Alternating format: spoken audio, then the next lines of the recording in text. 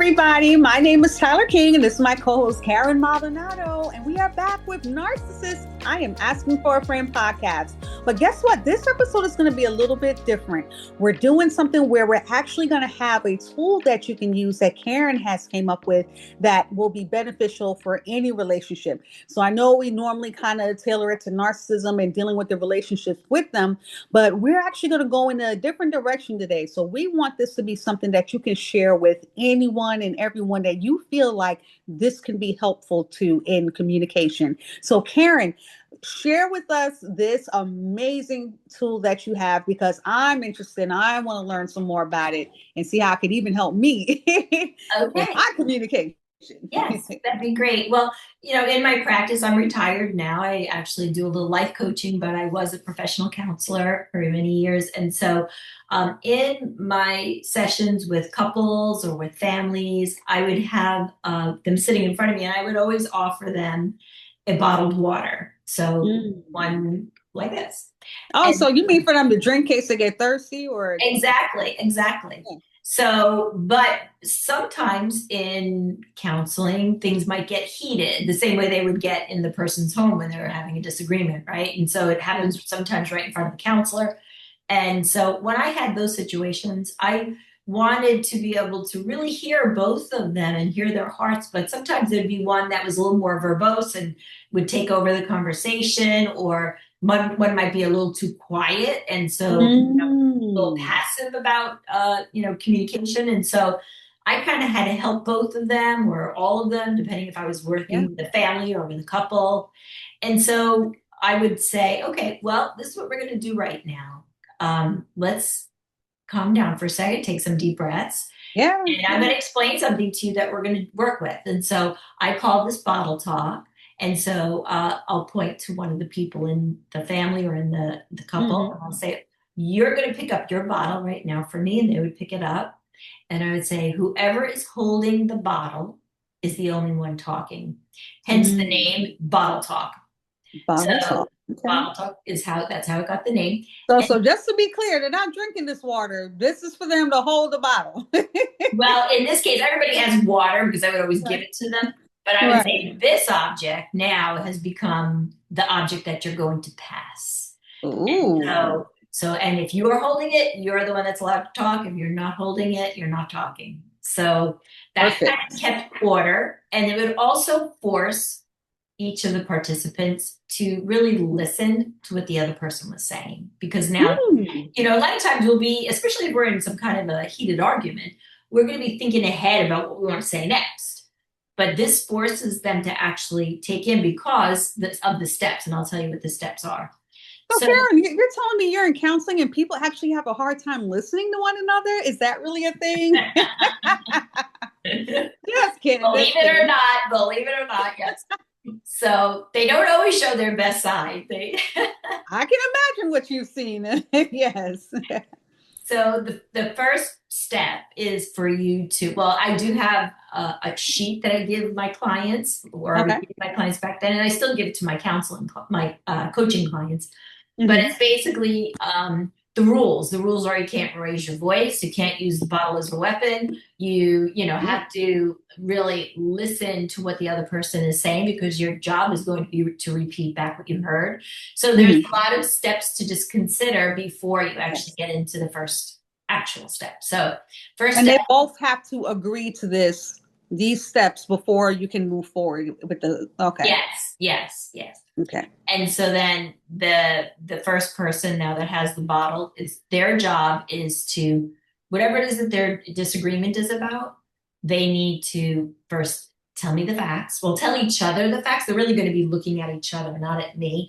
So Right. tell each other the facts. And they can do this now that I'm telling them about it. They can do this in their home when I'm not Yeah. there, right? So that's the Right. goal. The goal is that I work myself out of a job. I want to have this Yeah. couple getting along. So they look at each other and the first person talks about the facts and then Yeah. talks about their feelings about the facts. Okay. So let's just say, I'll just make up a scenario. Okay, so he keeps on throwing his dirty socks on the floor and right next to the hamper, and he doesn't pick them up. So she's upset with him about it, and it's the Yeah. same type of thing that he does all the time. So, Mhm. okay, so now I want you to explain the facts. The facts are every time I walk past the at the end of the day, I walk past the hamper. There's his Mhm. dirty socks on the floor. The hamper's right there. He could just pick them up and put them in the hamper, but he refuses to do it. Right. But of course she's telling him you refuse to do it. And Right. so and that makes me feel like you Mm. don't care about me, or that makes me feel like you think I'm your Cinderella, or that makes me feel Mm. disregarded, whatever. And I give them also a sheet of feeling words so Yes. that they can Yes. really hone in on what their feelings are. And there might be more Exactly. than one feeling. It might be discouraged. Hmm. It might be angry. It might be sad. There could be all kinds of feelings, and everybody reacts differently. So facts and then feelings. Now the bottle gets passed to the other person.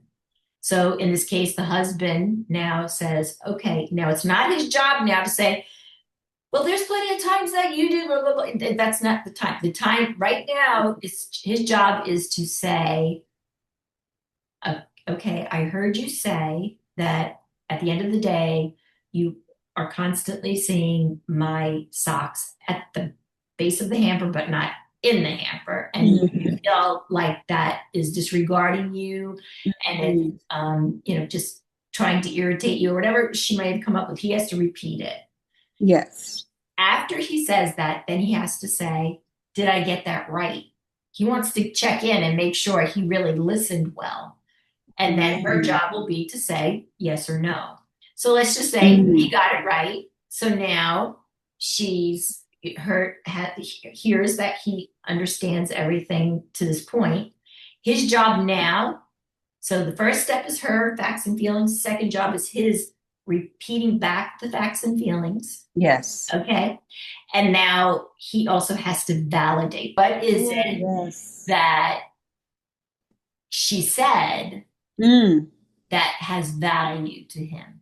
So Wow. now it's I his love chance that. to say, I could understand that you would feel that way because. So now the sentence that you want to fill in the blank is, I can Yes. understand that you would feel that way because. Mm-hmm. And he has to Mm. give a reason why he understands why she would feel that way. Now, in some cases, you're not going to agree with the person. And Right. you might say, well, I really don't believe or don't feel the same way she does about this. I think she's taking it to, an extreme or whatever. But Right.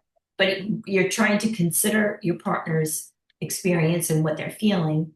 And so Exactly. I can understand that you'd feel that way because it would be very easy for me to pick up the socks and put them in. And I'm not really sure why I don't. And I feel Yeah. I'm probably not being considerate, and I'm going to try to do better next time.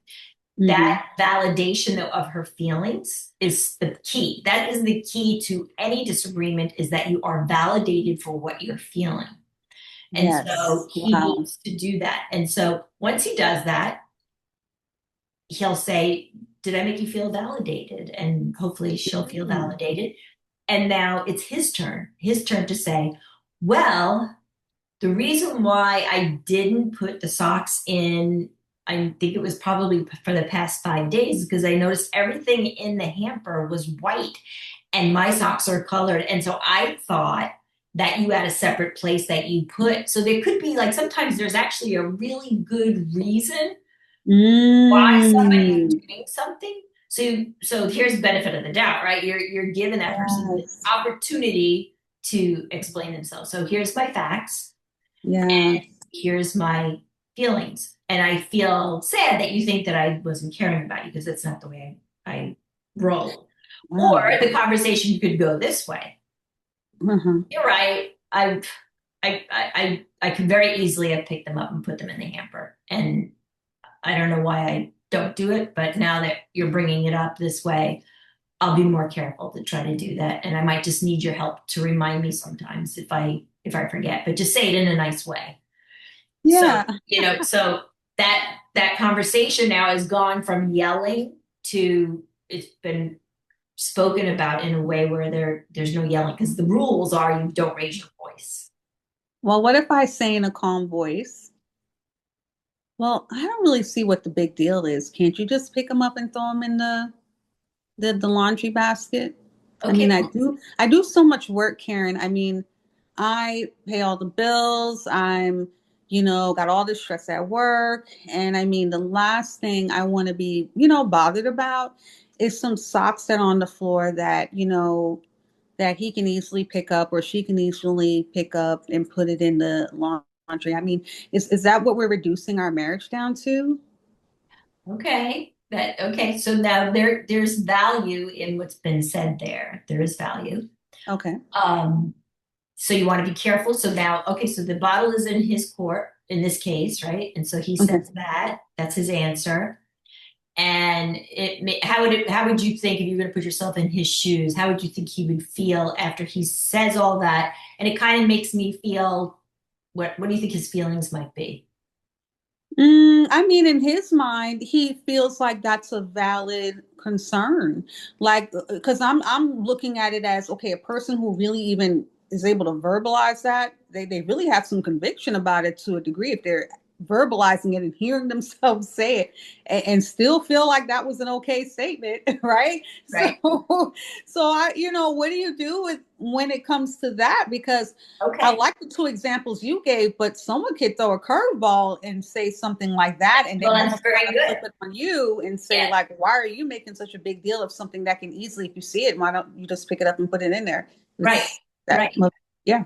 It's good. It's good. So a feeling word. What do you think a feeling word might be for him? Is he angry? Is he sad? Is he perturbed? Maybe annoyed, probably Annoyed. bothered, like feeling maybe like there's a little sense of like lack of gratitude for all the Okay. hard work that I'm doing and Okay. slaving away from 9 to 5 or 9 to 10 or whatever the hours, 8 hour, 12 hour shifts Right. that he's working or she's working. Hmm. They're like, oh my goodness, a pair of socks with everything else I do and provide and contribute to the Right. family. Right. And I do see that is valid, his argument. Now, in this case, I would say it's probably going to mean that you might have to go back and forth a few times with bottle talk. So bottle talk has Mm, 8 steps. okay. Once you come to that 8th step, if you don't feel like it's resolved, then you go back to the first step. So so the first 2 steps are her facts, her feelings. Next 2 steps are him repeating back her facts and feelings, and Yes. then his validation of her. Mm-hmm. So then, Mm-hmm. but then it's his facts, his feelings, Yes. and then he passes the bottle, and now it's her turn. She's got the bottle back. Right. She's got to validate. She has to repeat back first, and then she has to validate. So okay, I heard you. What I heard you say is you do a lot, you work long hours, you're, so busy with everything that you do that for me to make a, to be so picky about, you picking up your socks and putting them in the hamper, that it's almost like it sounds to me like you're feeling like it's even a ridiculous request. And you're saying that it makes you annoyed when I do that. Did I get that right? And he'll probably say, yeah, you got that basically right. And now it's your turn to validate. Well, I could understand that you'd feel that way because you do work really hard. And I know you work really long hours. And because of that, I do want to give you some grace here. However, I also work outside the house, and we both have a lot of chores that we're responsible for. Plus, I take care of all the things that pertain to the children. I take them to their sports. I have to drive them back and forth to school. I have to leave my job to go and do that. So we both have really busy lives. And so this request that I'm having, I still have it, even though I've heard you and I understand the way you feel about it. I want you to also kind of consider what my life looks like during the day. And I honestly don't sit once. I don't sit and eat bonbons. Right. I am busy like you are. And so we both need to maybe just step it up a little bit and make sure that Mm-hmm. we're thinking about each other and not making anything too hard. So now I agree with you. You do work hard, but I do too. And so can we both clean up our own messes? Because not only is it going to be something that makes me feel respected and loved, but it's also going to be a really good example for our children to see us both cleaning up our messes and not being inconsiderate to each other if we do that. Like I try not to leave my dishes in the sink, and I know that you do a pretty good job with that yourself most of the time. So, if we could just step it up and make sure that we're being a really good example to the kids as well. So that's Yeah. a way that the bottle talk can be used, but I would say staying true to the steps to make Yes. sure that you don't skip any steps. It's easy to skip steps once you get used to how it works, Oh, because yes. Right. because it's almost like, you almost want to get ahead to where the next part is, and you want to Mm-hmm. really listen to each other. So I do have a little one sheet that I give and I hand out to people. Yes. So Oh, yes. That would be so helpful to be able to give our audience something that they can use. Because I mean, it was a lot. It was a lot to take in and it was great information. But we know that sometimes when you leave things like this, it can easily escape your mind. And this is not something you want escaping your mind, because this is something that can really help you save some relationships, save the arguments, decrease, if not eliminate yes, some arguments, and really find yourself communicating and really feeling like you're being heard and yes, not just being shouted at or being told what you're doing or not doing. And then, like you said, if kids are involved and they're having to witness, this kind of behavior, that's not very, pleasant for them to experience either. right. So wonderful. So Karen, we definitely got to make sure we get this out. We want you to, hey, reach out. We'll have, in the show notes, right? We'll have a Sure. link for people to be able to get to it. Yes, And then also, if you're seeing this on another platform where maybe you can DM or message us, feel free to do the same. We'll have the link, set up everywhere. But if for whatever reason it's not, feel free to DM us. We want to make sure this gets to you, and we want to make sure you're able to use these tools so that you can communicate better. And it doesn't matter what type of relationship it is, mother, daughter, husband, wife, with the parent child, with coworkers. I guess you could use it with a coworker, right? Or someone that yes, encourage or as a whatever. matter of fact, I had taught one of my clients that worked for a major telephone company, Yeah. and he was one of the executives in a telephone company, and he Yeah. went into a board meeting with a bottle and Yes. said, we're going to talk, because I did it with him and his wife, and then he Yeah. brought it into business with him. Oh, And beautiful. yeah, and so he was able, so in this case, it wasn't that there was an argument, it was, we're going to pass the bottle, and each person that's holding the bottle is going to be the one talking. And what I would like you to share with me is your ideas for what we should be doing different, what we should be Yes. doing the same, and maybe what ideas you might have that you've been holding back because you're afraid somebody might just laugh at you. So Oh, let's wow. just, so he had this, used it his own way. So Oh, this is also amazing. something that I tell families around dinner time, especially, I mean, all ages it works great with, but teenagers, they clam up around the age of Mhm. 12, 13. Kids start to get a little bit where they want to be cool in the family, and they think sometimes Yeah. about hiding in their room or whatever. So having something where you pass the bottle, and the question I tell people to start with is, or the two questions, what is the best thing that happened today for you in Yeah. school or whatever their day was like? And then what was the worst thing that happened?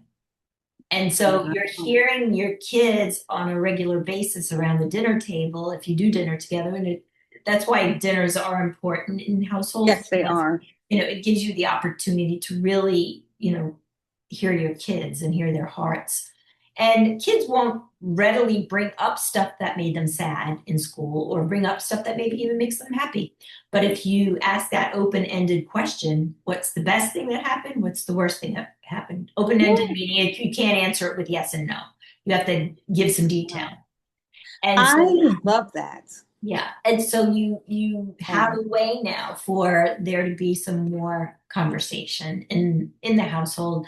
And you sometimes might feel like I don't even know my teenager anymore. Well, this will help you to know them, and it'll help them to know you, because they don't know what you do when you're gone all day.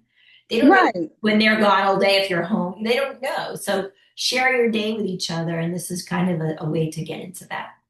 Yeah, that's amazing. I love that because I love that the teenagers are so funny. They talk a lot when they're kids, and then for some reason when they become a teenager, the only words they know is fine, okay, Yeah, good. exactly. Next time, Exactly. tomorrow.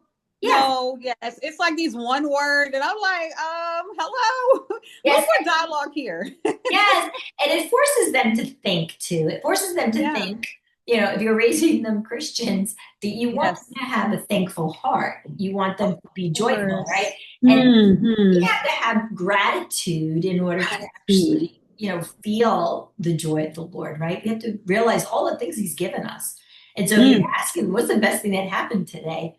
And then they share with you, that one of the teachers said that I was gifted in this way, or whatever it might be. So Yeah. now, and this might be something they never would have shared with you because they feel like that's bragging or whatever. But now you Right. made them share something that they maybe were Yes. going to hold back. So it's just a good way to get conversation going. Yes. And then do you put any time, maybe limitations, or even because these teenagers like to have these one word answers, like, hey, I need you to at least elaborate for about maybe 10 or 15 seconds, or, if you are going to speak, we don't want it to be like this monologue where you're going on for like 5, 10 minutes, like say what's going on, but kind of be brief about it. So what's Yeah. your guidelines there? Yeah. Just before we I've, kind of I've, wrap up. I've never really come across that as a problem. What I might do though is if I know that one is a little bit more verbose than the rest Yeah. of the family, then I would probably hand the bottle to the person that's next to them and have them be the last person talking. So this way, everybody else has gotten a chance to go. Mm-hmm. And then if they eventually say, well, why if I was the last one? Then you could say, well, but they might prove to you that they're able to do it without being too verbose too. So that's the goal is that they, and then but you in the case of bottle talk, I do put on a 2-minute timer with couples if I feel like one will monopolize the conversation or monopolize the bottle talk time, Yes. and I will tell them to do that at home. Like I know in the case of like we're dealing with narcissists like to continue to go on and on and on and on and on. Oh yeah, they don't know when to stop. That's Right. so true. Right. So in that case, I always tell those types of couples, you need to put a 2-minute timer on and you cannot speak beyond that. So get all the good stuff out in those 2 minutes. And do you show them the timer? Do you have it like this where they can see the countdown going off?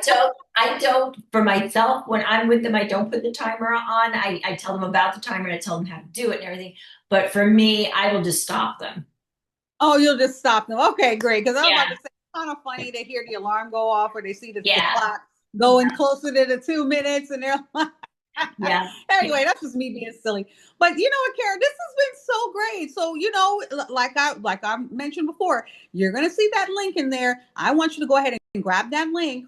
Go ahead and request that Mhm. information because I'm telling you, it's going to Yeah. save your relationships. It's going to give you so much peace. And we want to hear about it. When you use it, make sure you come back to us and tell us, hey, how did that work? How did it not work? We love your feedback because you know what? Maybe there's something that we can learn from it and tweak and, share with the viewers because this is all about helping you and helping you to have, better relationships and to be able to communicate better. So we Right. are just so thankful that you're here, that you're listening. And just remember, stay tuned for the next upcoming episodes. We'll always have something good for you. Remember to like this, share this, wherever you're watching this, comment. Yeah. We want to hear from you. We want to make sure you're putting this in other people's hands. Make sure that you don't just keep it all to yourself. You're getting some great information here. We're Yeah. helping people. We're trying to change lives. So we want you to help, change other people's lives too and be a part of that. So thank you so much for listening. And my name is Tyler Kings, co-host Karen Maldonado. And this is Narcissist. I'm Asking for a Friend podcast. We'll see you Thanks next for time. listening.